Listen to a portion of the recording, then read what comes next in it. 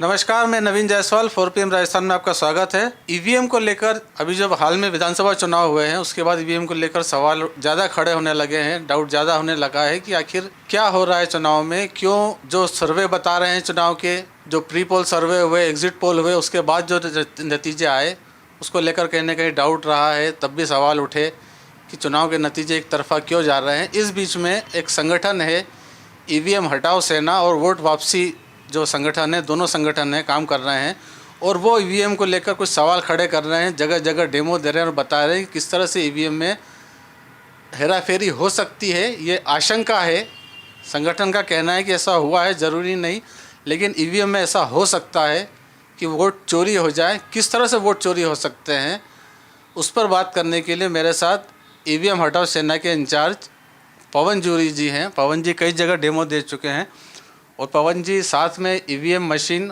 और वीवीपैट दोनों का मॉडल भी रखते हैं, बताते हैं किस तरह से चोरी हो सकती है। आज हम पवन जी से समझने की कोशिश करेंगे कि ये क्या घोटाला है और कैसे हो सकता है। स्वागत है पवन जी आपका। धन्यवाद जी। पवन जी, पहले तो कैसे चोरी होती है आपसे ये समझेंगे और फिर उसके बाद में प्रोग्राम कैसे डाला जाता है आप वो भी बताइएगा। मेरे हिसाब से पहले एक बार आप इसमें ये बता दें कि हम एक आम वोटर की तरह अगर हम देखें, हम वोट डालते हैं, वीवीपैट पर हम देखते हैं कि हमारा वोट वहाँ डल गया, हमें वो पर्ची में दिख जाता है, उसके बावजूद हेराफेरी कैसे हो जाती है?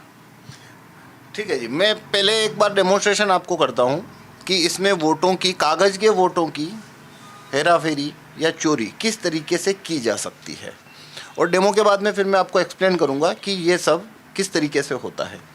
तो जैसा चुनाव आयोग का मशीन होता है उस तरीके का ये हमने प्रतिरूप बनाया है। ये चुनाव आयोग का मशीन नहीं है, ये हमारे द्वारा बनाया गया उसका चुनाव आयोग जैसा मॉडल है। ये वीवीपैट है जैसा कि चुनाव आयोग के पास होता है, जो वोटिंग में यूज़ होता है। वोटर जब वोट देने जाता है तो वो दो चीज़ें देखता है, एक जहाँ वोट देता है, ये इसे बैलेट यूनिट बोलते हैं, और एक जहाँ पे बैलेट यूनिट में वो जो सिंबल को वोट करता है वो सिंबल का वो इस वीवीपैट के अंदर छपा हुआ पर्ची देखता है। तो पहले 2011 तक जो ईवीएम मशीन थी उसमें वीवीपैट नहीं होता था, उसमें सिर्फ बैलेट यूनिट और काउंटिंग यूनिट होती थी। बैलेट यूनिट पे वोटर वोट देता था और काउंटिंग यूनिट के अंदर वोट जाके जमा होता था, और काउंटिंग के दौरान पे काउंटिंग यूनिट में से काउंटिंग होती थी। लेकिन जब ये साबित हुआ 2011 में कि इलेक्ट्रॉनिक वोट जो हो रहा है उसको मैनिपुलेट किया जा सकता है, तो सुप्रीम कोर्ट के आदेश से चुनाव आयोग ये वीवीपैट लाया है। वीवीपैट का काम क्या है, चुनाव आयोग का इसके अंदर जो स्टैंड है वो ये है कि अब वोट का हेराफेरी क्यों नहीं हो सकता, क्योंकि वोटर जिस सिंबल को वोट करेगा वही सिंबल की छपी हुई पर्ची वो इस वीवीपैट में देखता है। तो एक तरह से ये वेरीफाई हो गया, तो इसलिए इसको वोटर वेरीफाइएबल ऑडिट ट्रेल कहा जाता है। तो कागज़ का वोट, जो वोटर ने जो सिंबल को वोट दिया वही छपा हुआ देखा, इसके बावजूद इसमें वोट का चोरी किस तरीके से हो सकता है उस लूप होल का मैं आपको अभी डेमोन्स्ट्रेशन देने वाला हूँ। तो ये बैलेट यूनिट है, ये वीवीपैट है। अब मान लीजिए कोई भी एक वोटर आता है और वो उसके अंदर वोट करता है, तो जैसे पहले हम एक बार जैसे मॉक पोल होता है उस तरीके से एक बार मैं इसका आपको जनरल डेमोन्स्ट्रेट कर देता हूँ। जैसे हमने यहाँ पे आप मुझसे करवाइएगा, हाँ, सारी चीज़ें मुझे बताइएगा, है ना। मैं वोट करिए। ये ईवीएम है जिसे हम ईवीएम बोलते हैं वोटर आम भाषा के अंदर। इसमें 3 तरह के इन्होंने वोट रखे हैं। एक एप्पल, ये ऊपर एप्पल है, दूसरा बनाना है और तीसरा वाटरमेलन है। इसमें 3 ही सिंबल का हमने प्रोग्राम रखा, 3 सिंबल का प्रोग्राम रखा है। आप 3 कैंडिडेट मान सकते हैं और उनके चुनाव चिन्ह ये हो गए। अब इसमें क्या करना है मुझे? हाँ, आप तीनों को एक एक वोट कास्ट करिए। पहले एप्पल को करिए। पहले मैंने वोट डाला है एप्पल को। ठीक है, आपका वोट हो गया एप्पल को। ये हो गया। आप वीवीपैट में अब ये वेरीफाई करिए। ये वीवीपैट पर इसने बता दिया कि ये एप्पल का वोट डल गया है। ये 7 सेकंड के लिए लाइट जलता है। ये 7 सेकंड के लिए लाइट जली और ये वोट मैंने देख लिया। एज ए वोटर मुझे लगा कि मैंने एप्पल को वोट दिया था और वीवीपैट पर मैंने देखा कि एप्पल को वोट मिला है। अब मैं दूसरा वोट देता हूँ। ये दूसरा वोटर है, इसने आया और ये बनाना को वोट दिया। अब उसके बाद फिर वीवीपैट पर देखा तो बनाना शो कर रहा है, वीवीपैट पर पर्ची दिखा रही है बनाना की। अब मैं तीसरा वोट दूंगा। तीसरा वोट है वाटरमेलन को। ये वोट दिया और ये लाइट जली, पर्ची दिखी है, वो वाटरमेलन को वोट दिया है। ये 3 वोट, एक एक वोट हमने दिए और तीनों वोट सही दिखा रहा है। यानी मुझे लगता है कि ईवीएम सही काम कर रही है, इसके अंदर कोई गड़बड़ नहीं हो रही है। अब आगे क्या प्रोसेस है, कैसे गड़बड़ होती है, वो पवन जी से समझने की कोशिश करेंगे। हाँ, तो हमने यहाँ 3 वोट दिए और आपने तीनों सिंबल को वेरीफाई किया एज ए वोटर। अब हम इसको खोलेंगे एक बार और देखते हैं अंदर से कितना वोट निकला है। तो इसमें से 3 वोट निकला है और तीनों वोट बराबर निकला है। कोई वोट का चोरी हुआ है यहाँ पे? यहाँ पे कोई वोट का चोरी नहीं हुआ है। एक एप्पल है, वोट निकले हैं। ये पहला सबसे वोट, पहले पर्ची निकली थी वो एप्पल की थी, दूसरा वोट मैंने बनाना को दिया था और तीसरा वाटरमेलन को दिया था। ये तीनों पर्ची शो कर रही है। और अंदर देख लीजिए, आप कोई पर्ची नहीं है, पहले से हमने कोई पर्ची इसमें नहीं रखी हुई है और ये तीनों पर्चियां जो आपने वोट दिए थे वेरीफाई हो गया। तो अब इसमें जो सिंबल लोडिंग फाइल जो रखी है हमारी मशीन में, तो ये तो मैंने आपको एक ऑनेस्ट वोटिंग दिखाई है। तो इसके अंदर हमने ऐसा प्रोग्राम रखा है कि एप्पल को ये प्रोग्राम फेवर करेगा, बावजूद इसके आप वोट वेरीफाई करते जाओगे फिर भी ये एप्पल को जिताएगा और वाटरमेलन और बनाना को के वोट को चोरी करके एप्पल को भेजेगा। अब उसका डेमोन्स्ट्रेशन हम देखते हैं कि ये किस तरीके से करेगा। तो पहले आप देख लीजिए, पहले से इसके अंदर कोई भी पर्ची नहीं है, ठीक है जी। अब आप बनाना को वोट करिए। अब मैं एक बार फिर से वोटिंग कर रहा हूँ और मैं पहला वोट दे रहा हूँ बनाना को। अब अपना सिंबल वेरीफाई करिए। ये वोट बनाना को गया है, ठीक है। अब ये लाइट बंद होगा, 7 सेकंड के लिए लाइट जलता है। लाइट बंद हो गए। अब आप फिर से बनाना को वोट करिए। अब ये मैंने दूसरा वोट भी बनाना को दिया और लाइट जली। सिंबल वेरीफाई करिए अपना। लाइट पे सिंबल दिख रहा है, मुझे बनाना का दिख रहा है कि दूसरा वोट भी बनाना को गया। अब दोनों वोट बनाना के हो चुके हैं, वोटर जा चुके हैं। अब तीसरा वोटर आता है। अब तीसरा वोटर है वो मान लीजिए वाटरमेलन को देता, आप वाटरमेलन को वोट करिए, ठीक है। आपने वाटरमेलन को वोट किया, अब सिंबल वेरीफाई करिए अपना। ठीक है, अब सिंबल वाटरमेलन दिख रहा है वीवीपैट पर, कागज की पर्ची में, ठीक है। अब 3 वोट हो चुके हैं, 2 बनाना के हुए हैं और एक वाटरमेलन का हुआ है। अब एक बार फिर से आप वाटरमेलन को वोट करिए, सिंबल वेरीफाई करिए। वाटरमेलन नज़र आ रहा है, वाटरमेलन को वोट गया है, ठीक है। तो आपने 4 वोट मैंने डाले थे, 4 वोट में से 2 वोट मैंने बनाना को डाले और 2 वाटरमेलन को डाले, ठीक है। तो इसमें से 4 वोट निकलना चाहिए, 2 वाटरमेलन का और 2 बनाना का। पर जैसा मैंने आपको बताया था इसके अंदर ये एप्पल को जिताने वाला है, वाटरमेलन और इसके वोट चोरी करने वाला। मतलब अब वोट एप्पल के निकलेंगे। अब वो चोरी कर रहे हैं, अब वो वोट की चोरी करेगा। अब मैं आपको बताता हूँ, देखिए अब हम गेट खोल रहे हैं। अब देखिए हमने 4 वोट डाला, अब देखिए अंदर से क्या निकला, कौन जीता यहाँ पे, ये देखिए 2 एप्पल,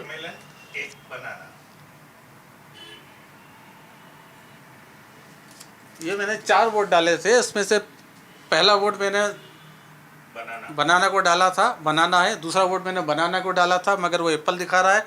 तीसरा वोट मैंने वाटरमेलन को डाला था, वाटरमेलन शो कर रहा है। मगर चौथा वोट फिर वापस जो मैंने वाटरमेलन को डाला था उसकी जगह एप्पल आ गया है। मतलब दोनों के, बनाना के 2 वोट थे और 2 वाटरमेलन के थे, लेकिन दोनों का एक एक वोट रह गया और 2 वोट एप्पल के हो गए। अब ये जादू कैसे हुआ, आप ये बताइए हमें कि वोट तो मैंने डाले हैं, आपके सामने डाले हैं, और वोट ये एप्पल को कैसे चलेगा।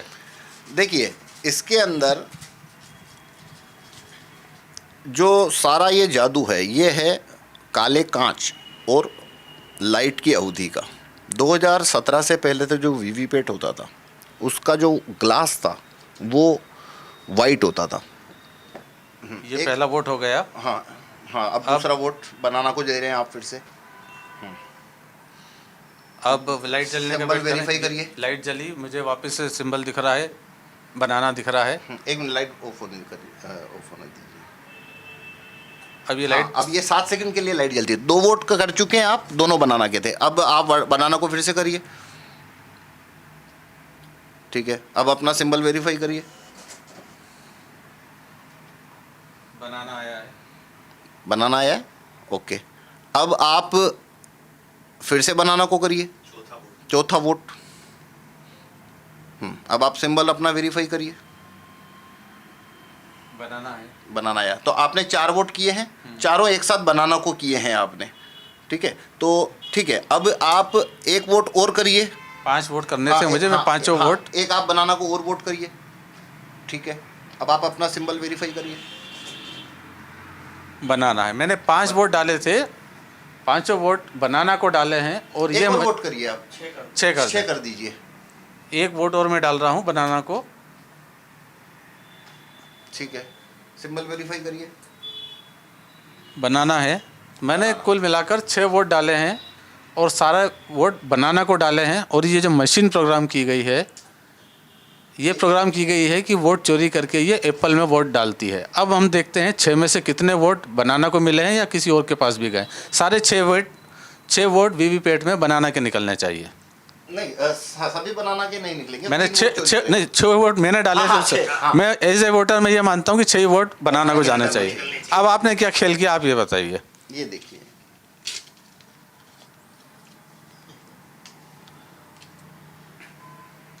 ये मेरा पहला वोट बनाना है, दूसरा एप्पल का आ गया, तीसरा बनाना आया, चौथा फिर एप्पल आ गया, पांचवा बनाना आया, फिर छठा एप्पल आ गया। मतलब 6 वोट बनाना को डाले थे, मगर बनाना को 3 ही वोट गए और 3 वोट एप्पल को गए हैं। तो ये ऐसे करके लगातार चोरी प्रोग्राम है वो करता जाएगा। जैसे ही 2 वोट लगातार आएगा और वो वोट चोरी करके एप्पल को भेजता जाएगा। तो ऐसा जो प्रोग्राम यहाँ पे आप जैसा इसमें कमांड डाली गई है, वो कमांड इलेक्शन कमीशन जो इस्तेमाल करता है वीवीपैट, उसके अंदर भी डाली जा सकती है। पर जैसे इलेक्शन कमीशन अपना वीवीपैट देता नहीं है, ना अवलोकन के लिए और ना कभी देता है, तो इस वजह से हम उसमें तो दिखा नहीं सकते, तो हम इसमें दिखा रहे हैं। ये आपने जो मशीन बनाई है, ये उसका एक प्रोटोटाइप बनाया है, प्रतिरूप बनाया है, ये तो समझ में आ गया। वोटर के पर्सपेक्टिव से भी देखेंगे तो वोटर भी ये देखता है और ये देखता है। मशीन में क्या है वोटर को नहीं पता, चुनाव आयोग की मशीन में क्या है वो भी नहीं पता। अब मेरा सवाल ये है आपसे कि इस ईवीएम में प्रोग्राम कैसे डाला जा सकता है? वो जिला प्रशासन के पास यूनिट होती है, ईवीएम मशीनें यहाँ रखी होती है, कोई आदमी बाहर से बैठा हुआ इसको प्रोग्राम में छेड़खानी कैसे कर सकता है? ये सब प्रशासन के पास सिक्योरिटी में रहती, लॉक रहती है मशीनें, इसमें प्रोग्राम कैसे आ जाएगा? वो देखिए ऐसा आएगा कि एक एग्जांपल लेते हैं, मान लीजिए विधानसभा चुनाव राजस्थान में थे अभी, तो 9 तारीख को फॉर्म 7A डिक्लेयर होता है।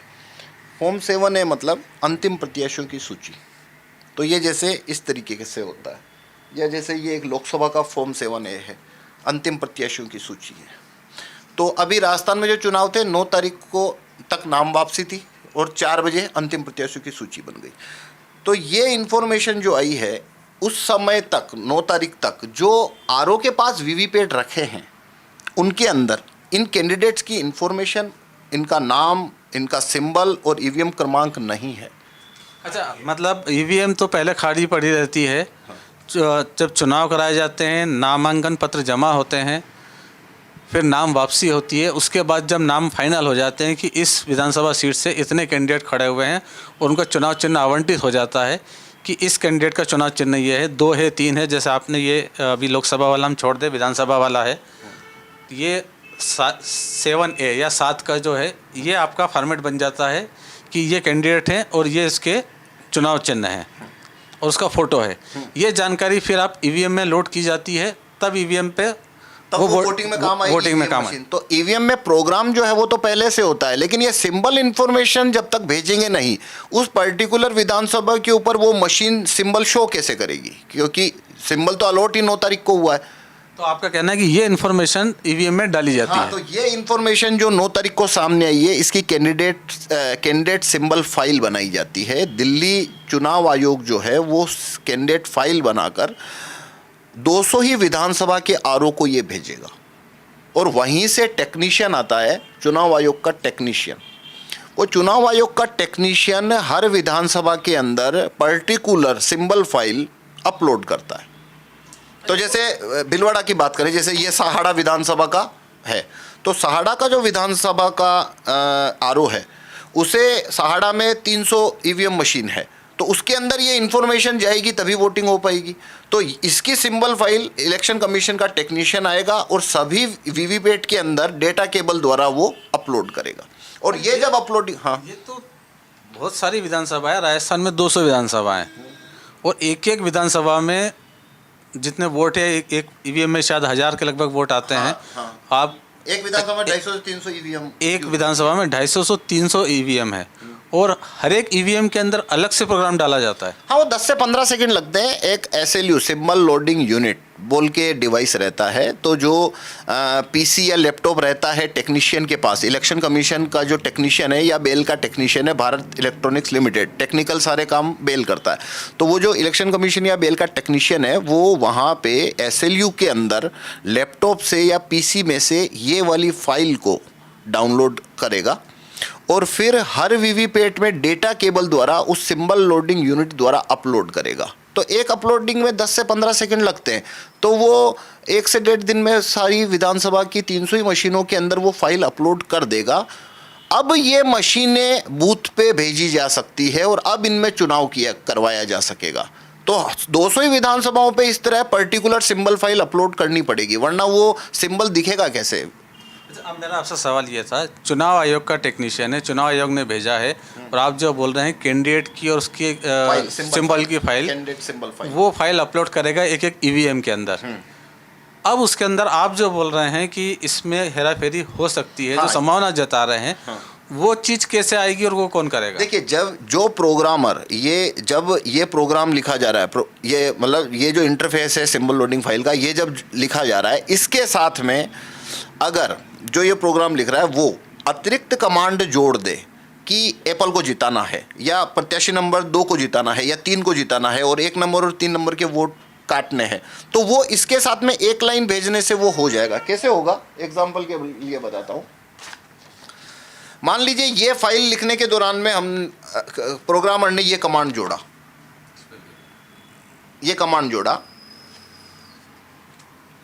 B-AC, तो इसका मतलब है वीवीपैट का प्रोग्राम उसमें पहले से ये प्रोग्राम है कि B से मतलब है कैंडिडेट नंबर 2 और A से मतलब है कैंडिडेट नंबर 1, C से मतलब है कैंडिडेट नंबर C, मतलब B को जिताना है, A और C के वोट चोरी करने हैं। कितने करने हैं? 20%। तो ये 20% से मतलब है वो 20% की वोट चोरी करेगा। 25/11/2023, इसका मतलब है कि 25 तारीख को नवंबर 2023 में ये चोरी उसे करनी है प्रोग्राम को, और 9 AM to 4 PM, इसका मतलब है कि 9 बजे सुबह ये प्रोग्राम चोरी करना शुरू करेगा और 4 बजे वो प्रोग्राम चोरी करना बंद कर देगा। तो ये कमांड, बस इतना सा लाइन लिख के भेजने से वहाँ पे जो अंदर प्रोग्राम है वो उसको ये कमांड पहुँचा दी हमने कि किस लास्ट में D लिखा है, इसका क्या मतलब है? देखिए, इसमें ऐसा प्रोग्राम भी जोड़ा जा सकता है कि D से मतलब है कि 4 बजे ये जब प्रोग्राम हो गया, उसने चोरी कर ली, प्रत्याशी को बढ़त दे दी, 20% वोट पहुंचा दिए, बाद में D से मतलब है ऑटो डिलीशन, तो ये प्रोग्राम खुद को उड़ा देगा, मतलब ये आपको ये कमांड वहाँ से ऑटो डिलीट हो जाएगी। तो ऐसा भी भेजा जा सकता है। तो अब ये जब इसके अंदर पहुँच गया तो वोट चोरी करने के लिए ये 5 इंफॉर्मेशन भेजनी थी प्रोग्राम को। किस कैंडिडेट को जिताना है, किस कैंडिडेट को हराना है या किसके वोट चोरी करने हैं, दूसरा उसे भेजना था किस तारीख को ये चोरी करनी है, क्योंकि मॉक पोल भी तो बाउंस करना पड़ेगा ना उसे, मॉक पोल में भी तो ऑनेस्टी दिखानी पड़ेगी प्रोग्राम को, तो वो और किस समय के दौरान ये वोट की चोरी करनी है। ये इंफॉर्मेशन 9 तारीख को ही सामने आती है, इसलिए 9 के बाद ही भेजी जाएगी। मॉक पोल तो पहले हो जाते हैं। मॉक पोल जैसे अगर 25 तारीख को राजस्थान में वोटिंग थी तो मॉक पोल उससे पहले हो गया। हाँ, वोटिंग के दिन भी मॉक पोल होता है, पर उसमें पकड़ में नहीं आएगा क्योंकि उसको कमांड है 9 बजे वोटिंग शुरू होगी, 8 बजे प्रोग्राम एक्टिव होगा, 9 बजे एक्टिव होगा और 4 बजे अपने आप को बंद कर देगा। मतलब मॉक पोल तो वोटिंग के टाइम से पहले हो चुका होगा, तब उसमें गड़बड़ नहीं होगी, मॉक पोल सही चलेगा। और ये जो गड़बड़ है, जो प्रोग्राम किया गया है, ये वोटिंग टाइम के अंदर किया गया, वोटिंग डेट का, वोटिंग टाइम के अंदर का कुछ पर्टिकुलर टाइम किया गया, उतनी देर ये हेरा फेरी करेगा। और 20% आपने कहा, तो 20% तक वोटों की हेरा फेरी करने के बाद ये प्रोग्राम फिर उसके बाद काम ऑटो डिलीट भी कर देगा। मेरा पॉइंट क्या है कि इसमें वोटों की चोरी करने में ये सबसे इंपॉर्टेंट बात है कि ये फॉर्म ए 7A 9 तारीख को आया और 25 को वोटिंग है। इस दौरान में इसको ये सूचना भेजनी कैसे है, तो वो भेजने का तरीका ये है, 7A की फाइल जब जाएगी इसी के साथ वो सूचना भेजी जाएगी। यानी जो समझ में आ रहा है कि एक एक ईवीएम के अंदर प्रोग्राम डाला जाना है और वो प्रोग्राम डालने का काम करेगा चुनाव आयोग द्वारा भेजा गया टेक्नीशियन करेगा, जो दिल्ली से आता है। वो एक एक ईवीएम के अंदर कैंडिडेट की जानकारी डालेगा, उसके साथ में ये प्रोग्राम भी, जो वोट चोरी का जो प्रोग्राम है वो इसके अंदर डालेगा। हाँ। अब आप बताइए कि ये प्रोग्राम टेक्निकल भाषा में इसे बोलेंगे हम, ये प्रोग्राम की जगह हम इसे बोलेंगे, ज़्यादा करेक्ट वर्ड है कमांड है ये असल में।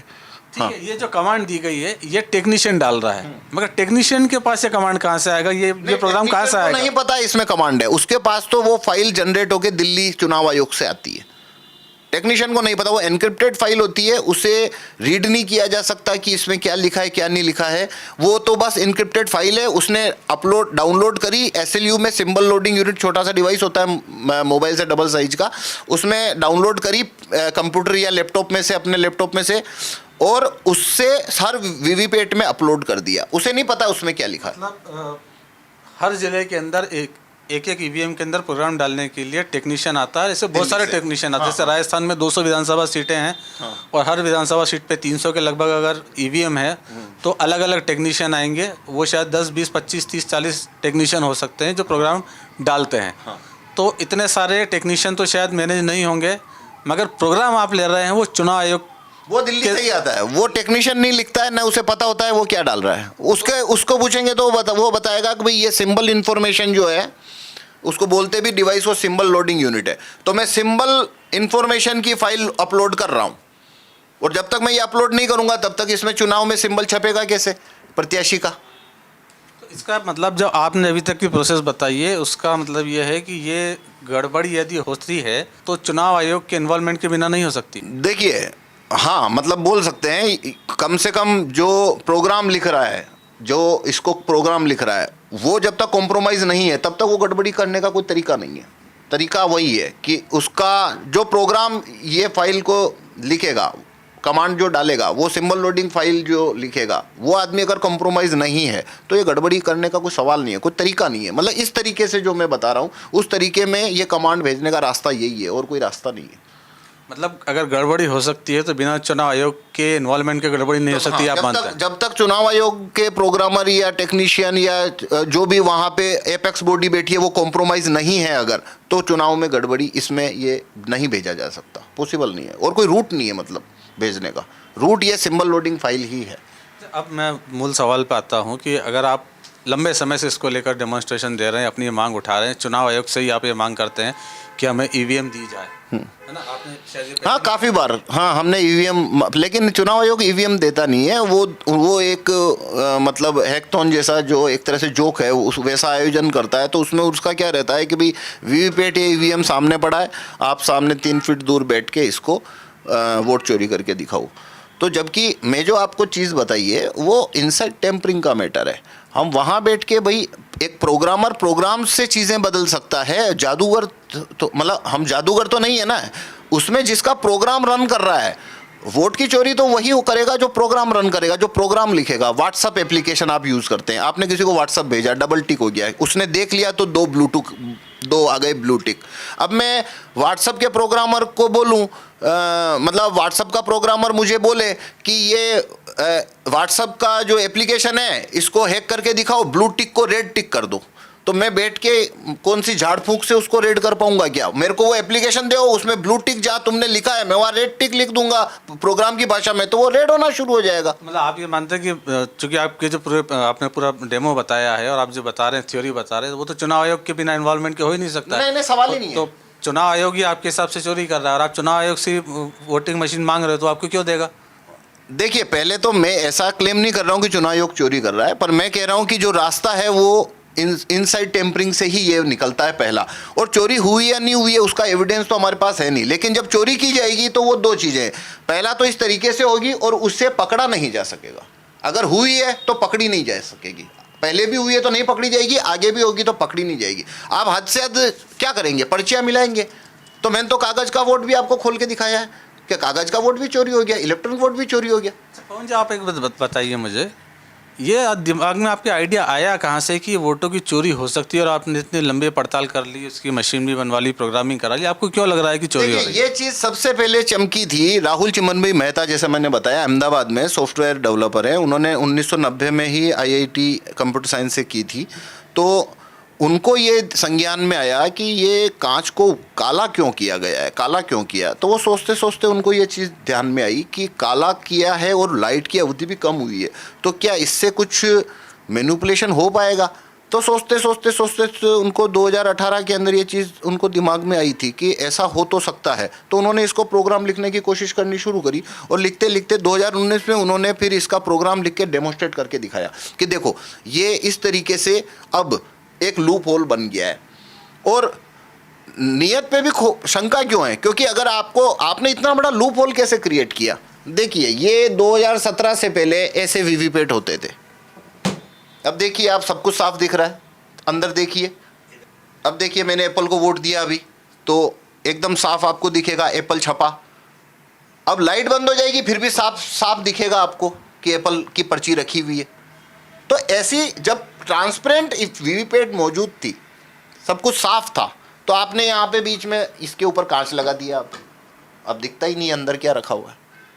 तो इतना बड़ा बदलाव किया है तो मंशा भी ठीक नहीं रही होगी। एक मिनट, यहाँ पे दिखाया आपने जो बताया, अगर ट्रांसपेरेंट ये होता है, एप्पल को तो वैसे आपकी चोरी हो ही रही है, एप्पल को तो वोट मिल रहा है। हाँ। मैं फिर से एक बार करता हूँ कि मैंने पहला वोट, ये पर्ची हटा दीजिए एक बार आप।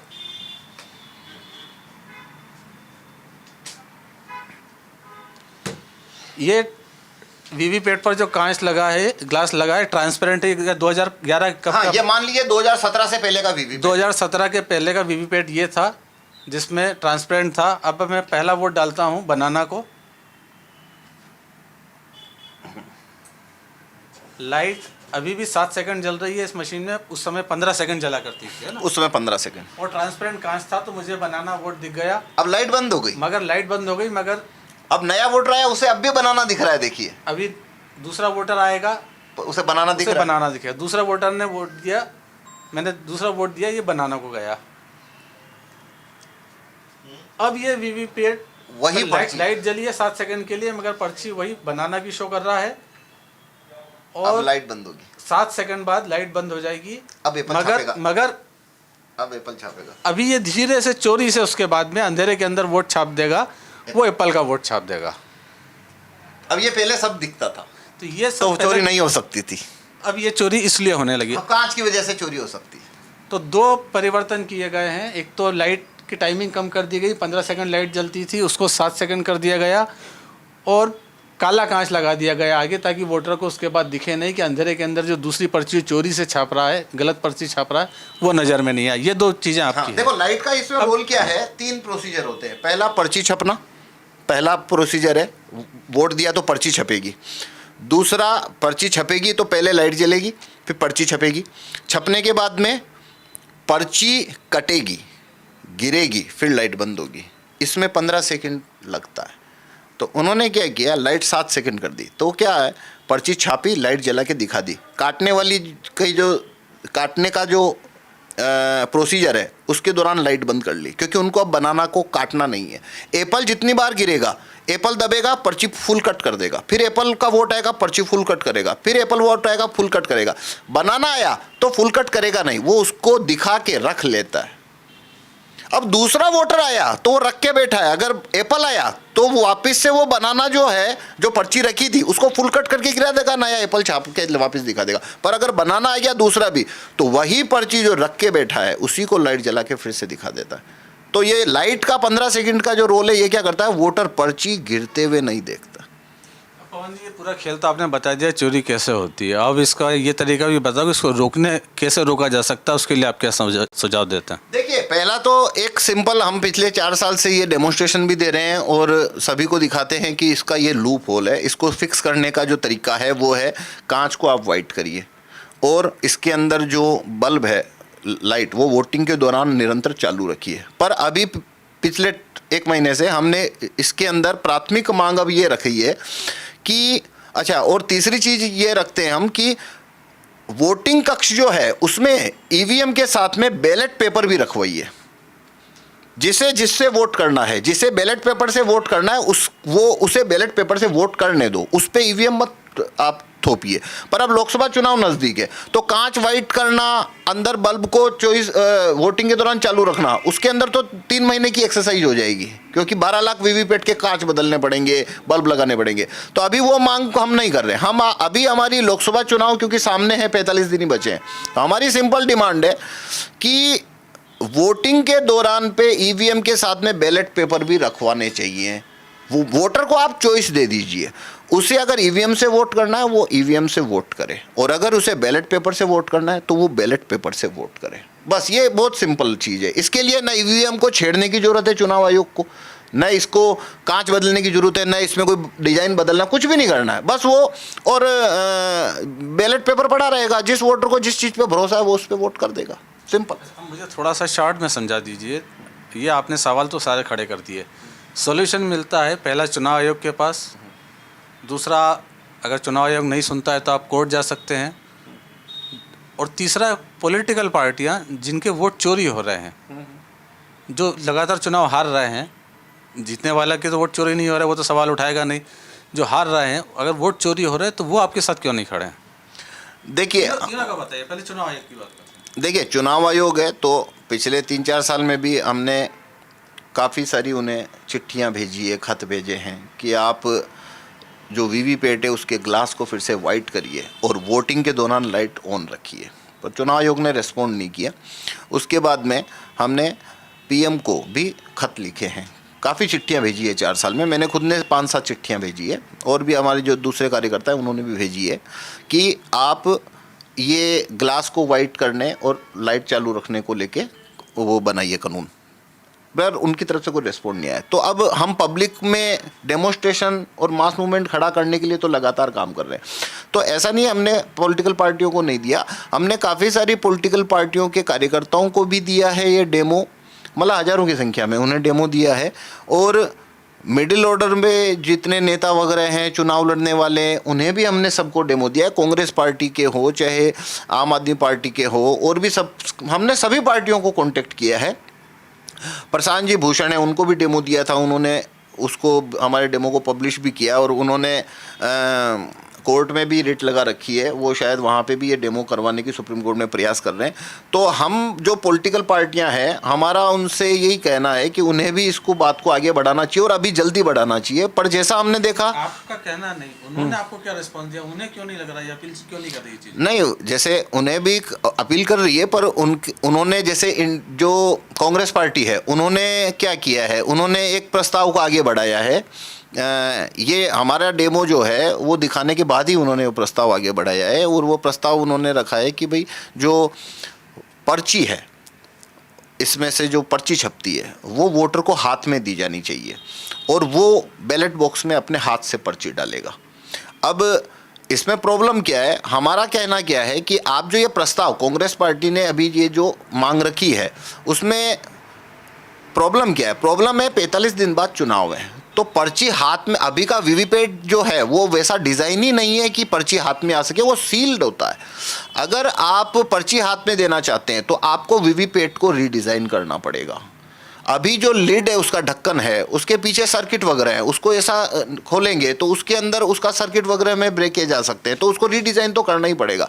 वो रीडिज़ाइन 12 लाख मशीनों को रीडिज़ाइन करना, मतलब 6 महीने बाद की बात हो गई है अभी, तो तब तक तो लोकसभा चुनाव आ जाएगा, तो वो बात तो चलने वाली नहीं है कि आप। दूसरा, कुछ पार्टियों का कहना है कि वीवीपैट का पर्ची 100% काउंट करवाइए, तो पर्ची काउंट करवाने का तो कोई पॉइंट ही नहीं बनता है, क्योंकि पर्चियों में भी तो चोरी हमने दिखा रहे हैं ना, हम सबको भी पर्चियां जो है वो भी तो चोरी हो रही है। तो जब भी आप वीवीपैट खोलकर मैच करेंगे, आप सारी पर्चियां गिन लीजिए, वो हमेशा बराबर मैच होती जाएगी। तो हमारी तरफ से हम Aam Aadmi party, Samajwadi party, Baspa, CPM, CPI, जितनी भी पार्टियां हैं, हम सबके कार्यकर्ताओं को भी, नेताओं को भी ये डेमोन्स्ट्रेशन देते हैं और उनसे यही कहते हैं कि भाई आप भी इस मुद्दे को आगे पुश करिए, क्योंकि ये कोई पॉलिटिकल पार्टी का मुद्दा नहीं है। मैं भी चुनाव लड़ चुका हूँ, मैंने भी 3 चुनाव लड़े हैं, निर्दलीय भी लड़ा है, पार्टी से भी लड़ा है, राइट टू रिकॉल पार्टी से। लेकिन EVM में ये सभी पार्टियों का एक साझा मुद्दा है और सभी पार्टियों को इसके ऊपर में काम करना चाहिए। पर जो सोल्यूशन है वो ये है, जो तत्काल आ सकता है, कि आप बैलेट जो कक्ष है उसके अंदर बैलेट पेपर भी रखवाइए, जिसको जिस पे वोट करना है वो कर देगा। अच्छा, आपने इतनी पार्टियों का नाम लिया, उसमें भाजपा का नाम नहीं लिया आपने? नहीं, हमने जैसे भीलवाड़ा के अंदर हमने जहाँ से शुरुआत करी थी, हमने भाजपा के काफ़ी कार्यकर्ताओं को भी डेमोन्स्ट्रेशन दिखाया है, भाजपा के कार्यकर्ताओं को भी दिखाया है। कार्यकर्ता ने क्यों, नेताओं को क्यों नहीं दिखाया आपने? अमित शाह को क्यों नहीं दिखाया? देखिए, अमित शाह का तो मतलब अपॉइंटमेंट तो वो देंगे ना, हम थोड़ी ले सकते हैं। कोशिश की क्या? हमने सभी तरफ से हम कोशिश की है। हम देखिए, हमको पूछेंगे तो EVM हटाओ सेना का जो टारगेट है, भारत के 95 करोड़ लोगों को हमको ये डेमो दिखाना है। 95 करोड़ में CM भी आ गए, PM भी आ गए, सब आ गए। हम सबको ये दिखाते हैं, रोड के ऊपर ये लगा के हम दिखाते हैं। अभी पिंक सिटी प्रेस क्लब के अंदर कल हमने डेमो दिया, जंतर मंतर के ऊपर हमने डेमो दिया। तो हम इसके अंदर ये देखते ही नहीं है कौन देख रहा है, हम सभी को दिखाना चाहते हैं कि सभी ये डेमो को देखो, ये इतना बड़ा लूप होल है और इसको फिक्स करने ऊपर काम होना चाहिए। तो मेरे को तो आज भी कोई बीजेपी का नेता हो, कार्यकर्ता हो, हम उनको भी दिखाते हैं, हम तो तैयार हैं उनको दिखाने के लिए।